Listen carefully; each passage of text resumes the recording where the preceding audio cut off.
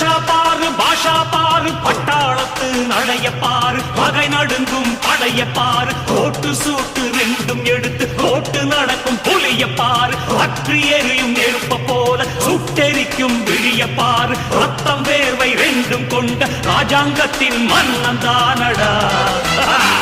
இவன் பேருக்குள்ளே காந்தம் உண்டு உண்மைதானடா இவன் பேருக்குள்ளே காந்தம் உண்டு உண்மைதானடா